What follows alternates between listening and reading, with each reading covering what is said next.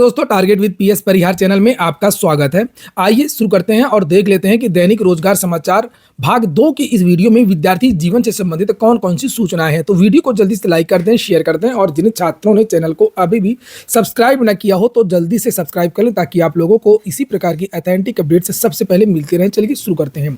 बात कर लेते हैं सबसे पहले स्वास्थ्य विभाग के। अगर ये कोर्स किया तो नहीं रहेंगे बेरोजगार। आप लोगों ने देखा होगा कि अभी यूपी SSSC PET 2022 के द्वारा जितनी भी वैकेंसीज निकली हैं, ज़्यादातर वो स्पेशल वैकेंसी निकली हैं। जैसे डेंटिस्ट की वैकेंसी आई थी, नेत्र परीक्षण अधिकारी की वैकेंसी आई थी और इसी प्रकार की बहुत सारी वैकेंसीज उत्तर प्रदेश लोक सेवा आयोग से भी निकलती रहती हैं। और कल के समाचार पत्रों के माध्यम में भी से भी जानकारी दी गई थी कि स्वास्थ्य विभाग से में लगभग 6000 और वैकेंसी होनी है। और मैंने भी आप लोगों से पहले कई बार कहा है कि अगर आप लोगों को जल्दी नौकरी पानी है तो कुछ न कुछ आप लोगों को स्पेशल कोर्स करने होंगे। तो यहाँ पर मैं आज अभी आप लोगों को 2 कोर्स के बारे में जानकारी दूंगा। उसके बाद हम लोग बात करेंगे उत्तर प्रदेश जन सेवा चयन आयोग की कुछ अन्य सूचना है और उत्तर प्रदेश लोक सेवा आयोग की भी।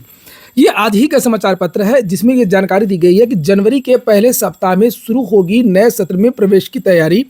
चूंकि अब जितने भी केंद्रीय विश्वविद्यालय हैं और विश्वविद्यालय हैं उनमें अगर एडमिशन लेना है किसी भी कोर्स के लिए स्नातक के, तो आप लोगों को कॉमन यूनिवर्सिटी एंट्रेंस टेस्ट देना होता है CUET, और इसके लिए अब आवेदन शुरू होने वाले हैं।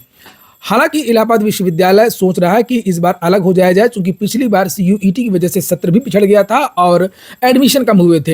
तो यहाँ पर CUET के द्वारा एक ऐसा कोर्स है जिसमें आप लोग विश्वविद्यालयों में, महाविद्यालयों में एडमिशन ले सकते हैं और वो कोर्स है बी फार्मा कोर्स। ये कोर्स है, ये बैचलर की डिग्री देता है और इसके बहुत सारे अवसर हैं रोजगार के लिए। मैं आप लोगों को ये भी बताऊंगा कि आप लोग कहाँ से कर सकते हैं, जहाँ पर आप लोगों को बहुत सारी सहूलियतें मिल सकती हैं, खासतौर से स्कॉलरशिप इत्यादि में। एक कोर्स है आप लोगों का बी फार्मा का, जिसके लिए एम्स से वैकेंसी आती है, डिस्ट्रिक्ट हॉस्पिटल से वैकेंसीज आती हैं, मेडिकल कॉलेज में वैकेंसीज आती हैं, NHM में वैकेंसीज आती हैं और रेलवे हॉस्पिटल में वैकेंसीज आती हैं, आर्मी हॉस्पिटल में वैकेंसीज आती हैं। उत्तर प्रदेश लोक सेवा आयोग से भर्ती आती है तो वहाँ से एक अलग वैकेंसी आती है। यूपी SSSC से तो लगातार आ रही हैं और दूसरे राज्यों में भी बहुत सारे अवसर मिलते हैं।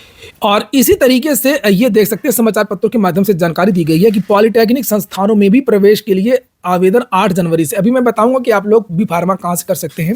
तो पॉलिटेक्निक संस्थानों के द्वारा एक कोर्स होता है डी फार्मा। याद रखिएगा, जो मैंने बी फार्मा बताया वो बैचलर की डिग्री देता है, डी फार्मा ये डिप्लोमा देता है। तो डी फार्मा के भी बहुत सारे अवसर हैं और डी फार्मा की बहुत सारी ब्रांच होती हैं, उसमें अलग अलग टाइप की। यहाँ पर देख सकते हैं आप लोग पॉलिटेक्निक संस्थानों में प्रवेश के लिए 8 जनवरी से उत्तर प्रदेश में आवेदन शुरू हो रहे हैं।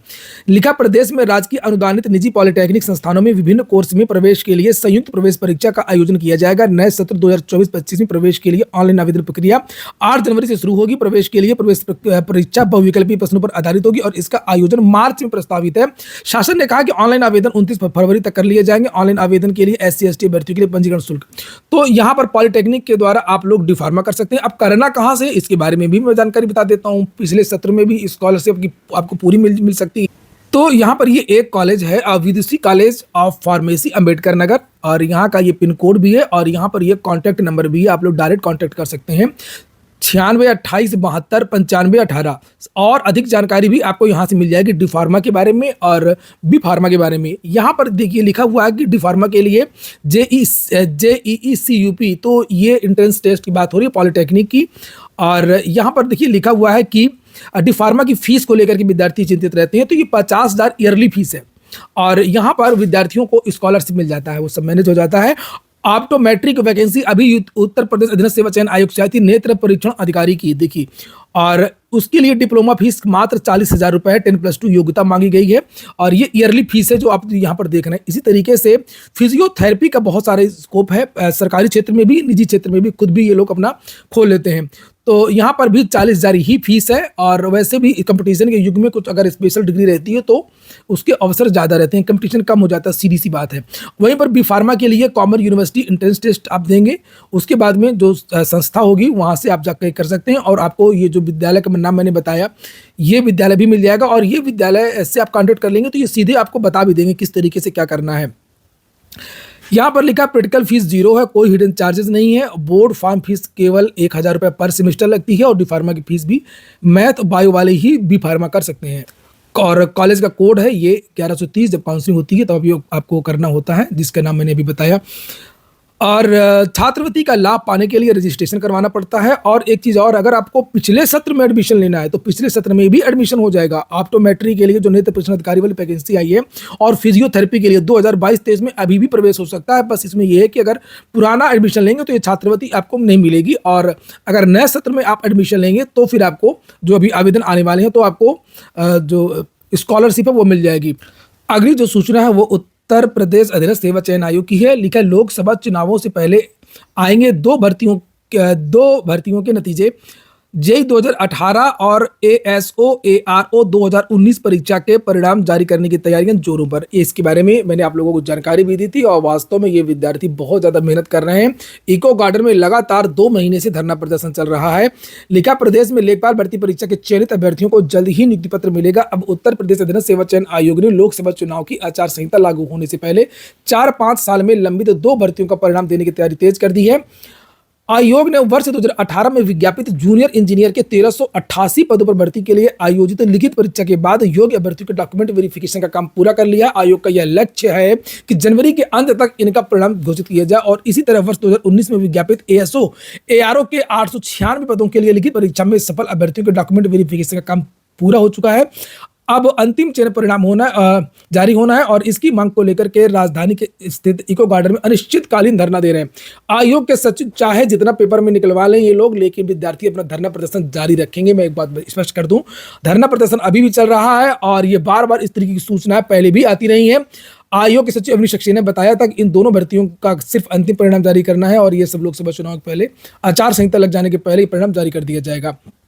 तो मैं सभी छात्रों से कहूंगा कि आप लोग गुमराह मत होइए। आप लोग जो है जिस तरीके से काम कर रहे हैं, अच्छा काम कर रहे हैं। आप लोग अहिंसात्मक तरीके से और लोकतांत्रिक तरीके से जो मांग रख रहे हैं वो बिल्कुल जायज़ है। आप लोग दबाव बना रहिए, आप लोगों को दबाव निश्चित तौर पर रंग लाएगा। अगली सूचना, अंतिम सूचना उत्तर प्रदेश लोक सेवा आयोग की है। लिखा है वेबसाइट पर अपलोड किए गए प्रश्न पत्र। प्रतियोगी छात्रों की सहूलियत को ध्यान में रखते हुए उत्तर प्रदेश लोक सेवा आयोग अपनी वेबसाइट पर विभिन्न परीक्षाओं के प्रश्न पत्र अपलोड करने लगा है। इससे छात्रों को भटकना नहीं पड़ेगा। प्रश्न पत्र मिलने से परीक्षा पैटर्न का अंदाजा लगाना आसान। बहुत सारी ऐसी भर्तियां होती हैं जो यदा कदा जिनके विज्ञापन जारी होते हैं और उन भर्तियों का पेपर वगैरह पता नहीं चल पाता है, तो ये एक सहूलियत मिल जाएगी छात्रों को। लिखा है नीचे की वेबसाइट के कैंडिडेट कॉर्नर से डाउनलोड कर सकते हैं। आयोग के इस कदम से 16 लाख से अधिक प्रतियोगी छात्रों को लाभ होगा। वर्तमान में वेबसाइट पर सम्मिलित राज्य प्रवर अधीनस्थ सेवा 2023 प्रारंभिक परीक्षा के सामान्य प्रथम द्वितीय प्रश्न समान अध्ययन के प्रथम और द्वितीय प्रश्न पत्र और मुख्य परीक्षा के प्रश्न पत्र उपलब्ध करा दिए गए हैं। वहीं पर आरओ एआरओ के बारे में जानकारी दी गई। इसके अलावा समीक्षा अधिकारी सहायक समीक्षा अधिकारी 2021 की प्रारंभिक व मुख्य परीक्षा के प्रश्न पत्र भी डाउनलोड किए जा सकते हैं। स्टाफ नर्स सिस्टर ग्रेड 2 महिला और पुरुष 2017, 2021 डेंटल सर्जन स्क्रीनिंग परीक्षा 2018, 2023 के प्रश्न पत्र भी वेबसाइट पर उपलब्ध। इसके पहले भी लोक सेवा आयोग ने बहुत सारे सुधार किए हैं, जैसे जिन विद्यार्थियों का चयन नहीं होता है उनकी सूची डाल दी गई है। फाइनल चयन नहीं हो पाता पीसीएस वगैरह में, जे वगैरह में, तो उनको भी जो प्राइवेट नियोक्ता है वो ले सकते हैं। ओटीआर की व्यवस्था भी लागू की गई। छत्तीसगढ़ से भी एक वैकेंसी आई है पुलिस कांस्टेबल की, जिससे आप लोग देख सकते हैं 5967 पद रिक्त हैं। छत्तीसगढ़ पुलिस ने कांस्टेबल के 5967 रिक्त पद पर भर्ती के योग्य उम्मीदवारों से आवेदन मांगे हैं। तो यहाँ पर उसके बारे में जानकारी भी दी गई है। 18 से 28 साल के बीच के जो युवा वो आवेदन कर। एक सूचना और है, टीजीटी पीजीटी के रिक्त पदों पर दिव्यांगों की काउंसलिंग कल शुरू हो रही है। लिखा उत्तर प्रदेश माध्यमिक शिक्षा सेवा चयन बोर्ड की वर्ष 2021 की प्रशिक्षित स्नातक शिक्षक टीजीटी एवं प्रवक्ता संवर्ग पीजीटी में दिव्यांग श्रेणी के रिक्त 58 पदों पर शिक्षा निदेशालय अवशेष पैनल के अभ्यर्थियों के लिए 3 जनवरी को काउंसलिंग कराएगा। लिखा 7 मंडलों ने अभी नहीं भेजे हैं रिक्त पदों का विवरण। वर्ष 2021 की इस भर्ती में इस श्रेणी के रिक्त हैं 58 पद।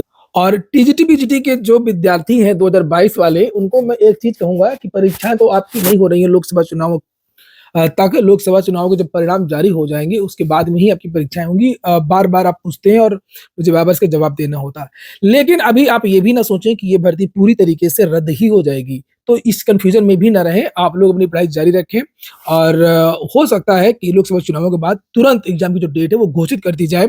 और अगर आपने ये मान लिया कि नहीं-नहीं पेपर रद्द ही होगा तो फिर आप पढ़ाई नहीं करेंगे, तो आप लोगों ने पढ़ाई जारी रखें और इस पर जो सही डिसीज़न है वो नया आयोग लेगा, नए आयोग के जो सदस्य चेयरमैन हैं वो लेंगे। क्योंकि टीजीटी-पीजीटी 2022 नहीं, इसके पहले की भी बहुत सारी वैकेंसीज़ हैं चयन बोर्ड की, जैसे 2021 की बायो की वैकेंसी हो गई, इस तरीके से बहुत सारे मामले हैं। और दूसरा मामला ये भी है कि अगर ये भर्ती को रद्द करते हैं तो हो सकता है कि मामला कोर्ट भी जाए।